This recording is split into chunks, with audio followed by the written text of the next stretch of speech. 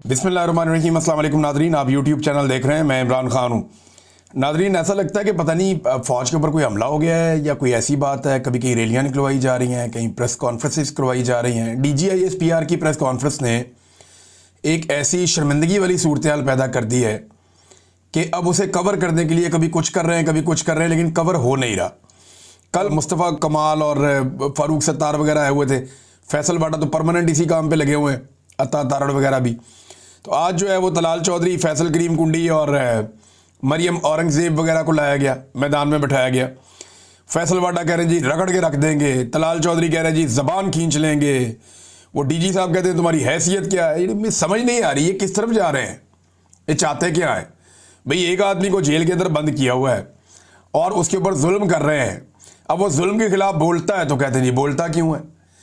अच्छा, जो एक बड़ा प्रॉब्लम हुआ ना वो ये भी हुआ कि जो पाकिस्तान तहरीक इंसाफ की बाहर मौजूद जितनी भी क़यादत है, उन्होंने जितनी मेच्योरिटी से DGISPR की फुल टॉस को खेला है वो कमाल कर दिया उन्होंने। आगे चल के बात करते हैं।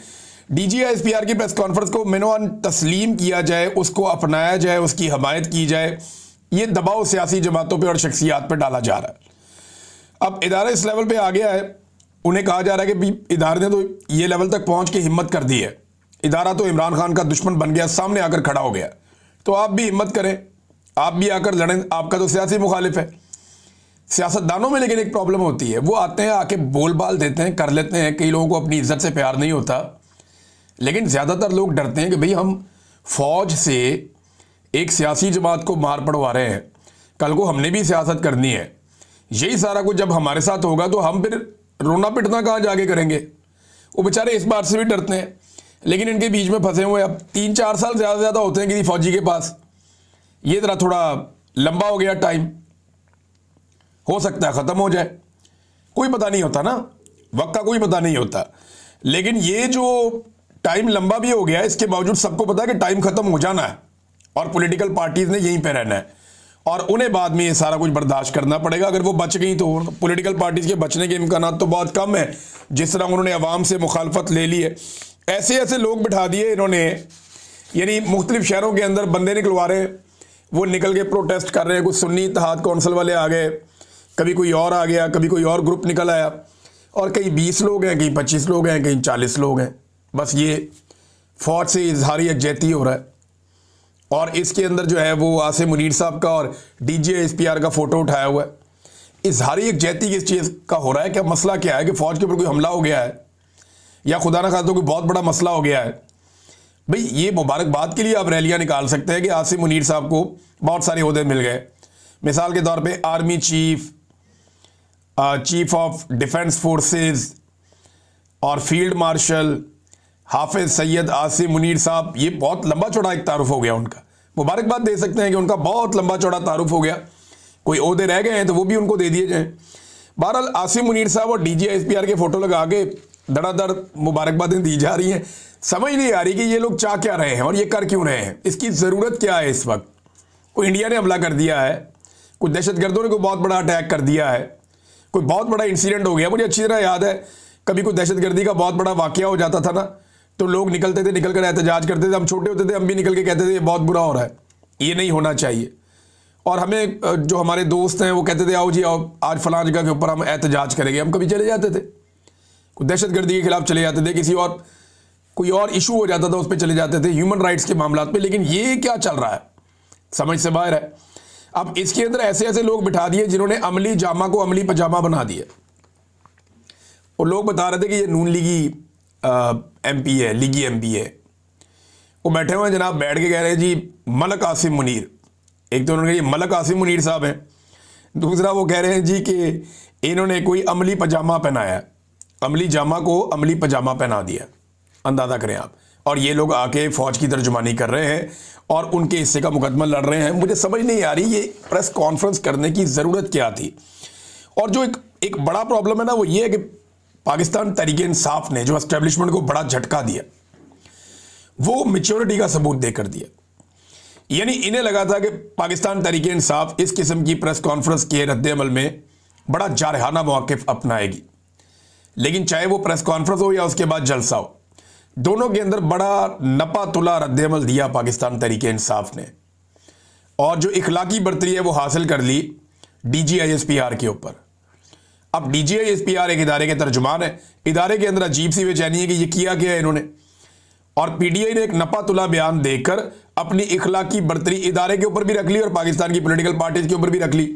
अब सारे आकर गोंगलों से मट्टी झाड़ रहे हैं कि हम गवर्नर राज लगा देंगे तो मुल्क में इमरजेंसी लग जाएगी तो ये हो जाएगा। देखिए इमरान खान का जो रद्द अमल है ना, वो फर्द वाहिद के खिलाफ इमरान खान साहब गुस्से में बोलते हैं इसलिए कि वो जुल्म का शिकार है। इमरान खान का ये मानना है कि उनके ऊपर और उनकी फैमिली के ऊपर जितने भी मजालिम हो रहे हैं इनके लिए जिम्मेदार आसिम मुनीर साहब हैं। इमरान खान नवाज शरीफ को तो कुछ नहीं कहता ना, शहबाज शरीफ को, जरदारी को कुछ नहीं कहता। उनके खिलाफ जो एक पॉलिटिकल एक मुकाबला है वो तो चलता रहता है, वो इनको कहते रहते हैं, उनको कहते रहते हैं, लेकिन एक लिमिट में रहते हैं ना दोनों तरफ के लोग। लेकिन आसिम मुनीर साहब के मामले में इमरान खान साहब बहुत फ्रंट फुट पे चले जाते हैं आजकल। वजह क्या है? उन्हें लगता है कि उनके साथ और उनकी फैमिली के साथ जो कुछ भी हो रहा है, बल्कि वो ये दावा करते हैं कि ये आसिम मुनीर साहब कर रहे हैं, वो इसके पीछे हैं। और DGISPR ने उनके मौक़िफ़ के ऊपर आके मोहर लगा दी कि जनाब इमरान खान साहब जो कह रहे थे वो ठीक कह रहे थे। एक चीज़ जो है ना, ज़हनी मरीज का जुमला, ये इंतहाई नागवार जुमला, ये दोनों तरफ से जो भी इस्तेमाल करे है तो नागवार। लेकिन आसिम मुनीर साहब के लिए एक बहुत बड़ा पंगा है इसमें। मैं आपको बताता हूं कैसे। देखिए शहबाज शरीफ साहब को जब से इमरान खान साहब ने अर्दली का लक़ब दिया, लोग उन्हें उसी तरह सोचना शुरू हो गए, उसी तरह देखना शुरू हो गए। और शहबाज शरीफ साहब को आलमी सतह पे भी बाज़ लोगों ने शू शाइन बॉय का नाम दे दिया और शहबाज शरीफ साहब ने हरकतें भी ऐसी की। अब आसिम मुनीर साहब के बारे में इमरान खान साहब कहते हैं ये ज़हनी मरीज है। अब ये ज़हनी मरीज अगर किसी मुल्क का आर्मी चीफ है और वो मुल्क एटमी कुव्वत है, वो ये फिर एक नया पंगा है। अब इमरान खान साहब ने तो कह दिया, उन्होंने कहा जो उनके ऊपर जुल्म हो रहा है, उनकी पार्टी के ऊपर जो जुल्म हो रहा है, जिस किस्म का वो तशद्दुद का सामना कर रहे हैं, जिस किस्म के हालात में उनको डाल दिया गया है और पाकिस्तान नीचे से नीचे जा रहा है, वो उस तनाजुर में ज़हनी मरीज कह रहे हैं। लेकिन यहां पे एटम बम का कंट्रोल भी उन्हीं के पास है, आसिम मुनीर साहब के पास। तो ये काबिल कबूल नहीं हो सकता ना, ये बड़ा प्रॉब्लम क्रिएट हो जाएगा। तो ये बड़ा नागवार गुजरता है जुमला। और फिर इमरान खान साहब को वापस जब ये कहा गया DGISPR की जानिब से साइकोपैथ या ज़हनी मरीज, और DGISPR ने अपनी प्रेस कॉन्फ्रेंस में आंख मारते हुए ये कहा, वैसे ये जेब तो नहीं देता, यूनिफॉर्म पहन के आप आंख मारें, एक खातून सहाफ़ी आपको सवाल करें और आप आंख मार के उसका जवाब दें, बड़ा नामुनासिब है। मैं कोई ऐसी मायूब बात नहीं कर रहा, लेकिन ये तर्ज अमल नामुनासिब है, बॉडी लैंग्वेज होनी नहीं चाहिए एक यूनिफॉर्म्ड ऑफिसर की।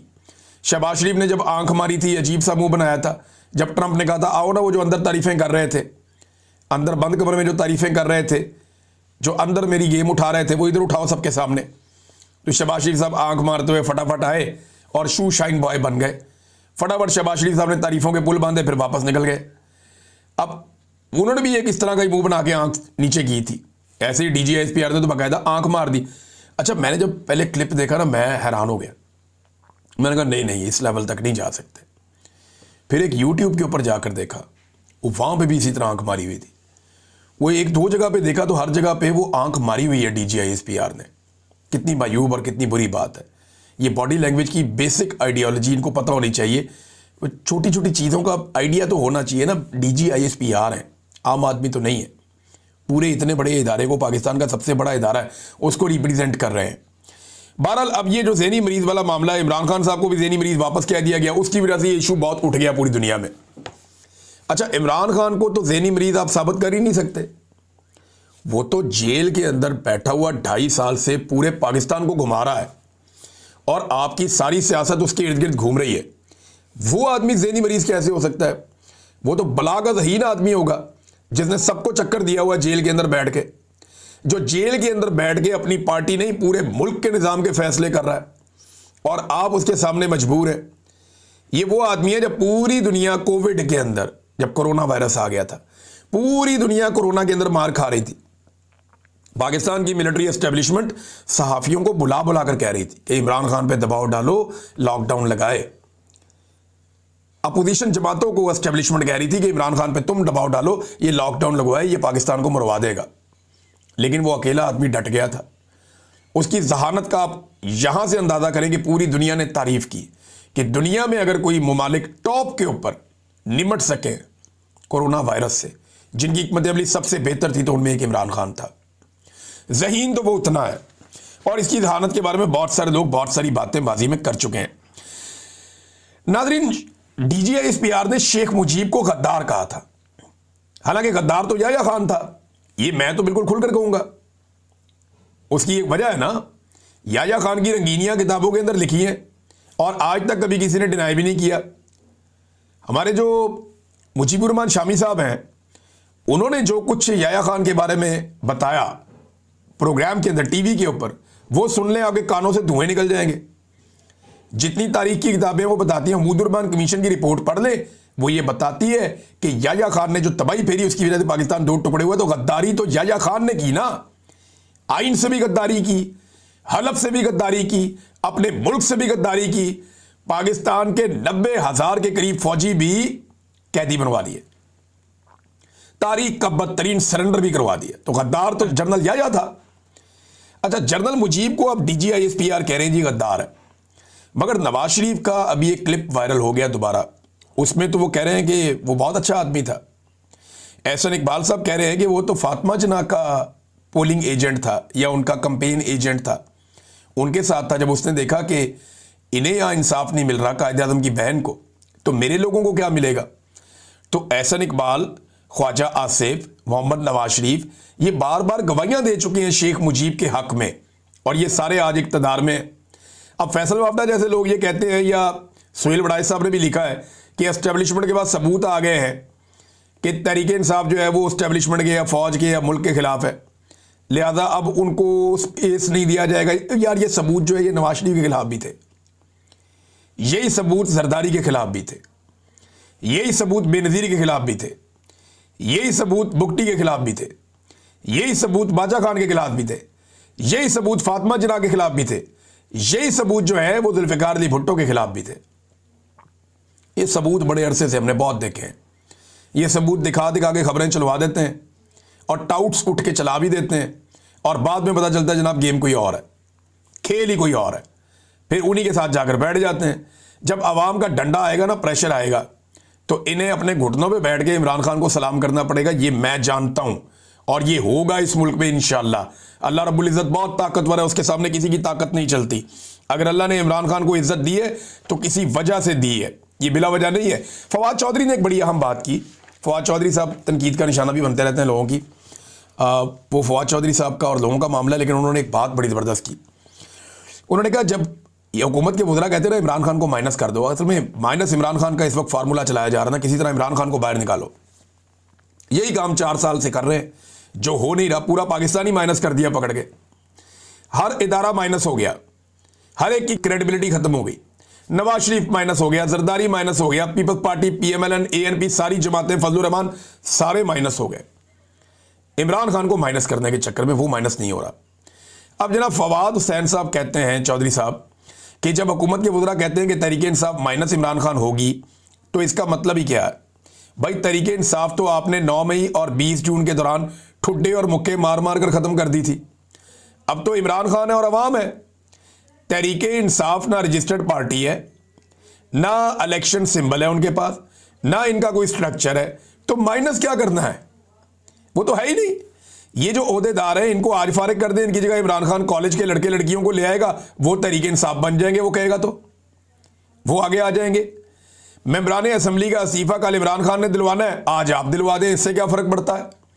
माइनस इमरान खान के वफाक पर असरात का भी तजज़िया कर ले, हर काम गुस्से से नहीं होता।